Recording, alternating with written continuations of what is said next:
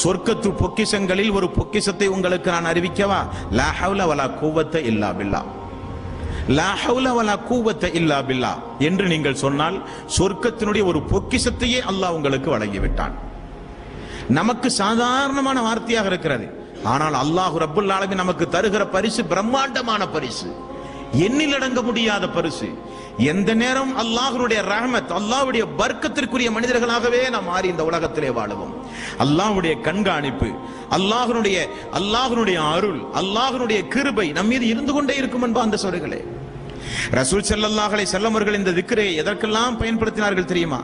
ஃபாத்திமா ரலியல்லாஹு அன்ஹா அவர்கள் ஒரு நாள், அல்லாஹ்வுடைய தூதரே, என் அருமை தந்தையே, வீட்டு வேலைகள் எல்லாம் செய்து எனக்கு கடுமையான கஷ்டம் ஏற்பட்டு விட்டது, கைகால் எல்லாம் வலி ஏற்பட்டு விடுகிறது.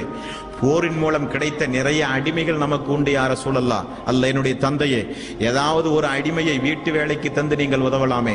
அலி ரலியல்லாஹு அன்ஹு அவர்களும் ஃபாத்திமா ரலியல்லாஹு அன்ஹா அவர்களும் ரசூல் ஸல்லல்லாஹு அலைஹி வஸல்லம் இடத்திலே வந்து முறையிட்டார்கள். தாய்மார்கள் நினைவு கூற வேண்டிய சம்பவம். வீட்டிலே வேலை பளு அதிகமானால் எந்த பிரச்சனைக்கு யாரும் போக வேண்டிய அவசியமே இல்லை. அவர்கள் உள்ள தூய்மையுடையவர்களாக இருந்தால், அவர்கள் ஏகத்துவவாதிகளாக இருந்தால், அவர்கள் முழுக்க முழுக்க அல்லாஹ்வின் மீது தவக்குல் வைத்து நடக்கக்கூடிய தாய்மார்களாக இருந்தால், நபிகள் நாயகம் ஸல்லல்லாஹு அலைஹி வஸல்லம் அவர்கள் ஃபாத்திமா அவர்களுக்கு என்ன பதில் சொன்னார்கள் தெரியுமா? மகளே, அடிமையை உமக்கு தந்து நான் உபகாரம் செய்வதை காட்டிலும் உன்னுடைய மனதிற்கு திடகாத்திரமான ஒரு காரியத்தை கற்றுத்தரவா? சுபஹானல்லாஹ் 33 முறை, அல்ஹம்துலில்லாஹ் 33 முறை, அல்லாஹு அக்பர் 34 முறை. இப்படி நீங்கள் சொன்னால் உங்களுக்கு நான் அடிமையை தருவதை, அடிமையை நான் தந்து உதவுவதை காட்டிலும் சிறந்தது என்று நபிகள் நாயகம் ஸல்லல்லாஹு அலைஹி வஸல்லம் அவர்கள் சொன்னார்கள்.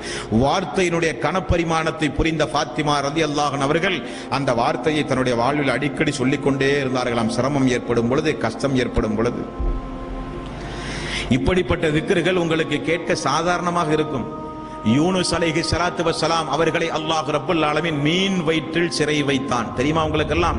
ஒரு தூதரை அல்லாஹ் மீன் வயிற்றில் கொண்டு போய் சிறை வைத்தான். எதற்காக? அல்லாஹ்விடத்திலே சிறிது கோபித்துக் கொண்டார். அல்லாஹ்விடத்திலே அவர் ஒரு துஆ செய்தார். அந்த சமூகத்திற்கு எதிராக, அவர் வாழ்ந்த சமூகத்திற்கு எதிராக துஆ செய்தவுடன் அல்லாஹ் அந்த சமூக மக்களை அழிக்க நாடி வானம் இருண்டது, மழை பெய்ய ஆரம்பித்தது, எல்லா சூழ்நிலைகளும் உருவானது, மக்கள் எல்லாம் பயந்தார்கள். யா அல்லாஹ், யூனுஸுடைய வார்த்தையை கட்டுப்பட்டோம், அஷ்ஹது அல்லா இலாஹ இல்லல்லாஹ் என்று எல்லோரும் ஈமான் கொண்டார்கள். யூனுஸ் அலைஹிஸ்ஸலாத்து வஸ்ஸலாம் நாம் பிரார்த்தித்த அந்த சமூக மக்கள் எல்லாம் அழிந்து போயிருப்பார்கள் என்று சிறிது காலம் பொறுத்து அந்த ஊருக்கு வந்தால் மக்கள் செழிப்போடு இருக்கிறார்கள்.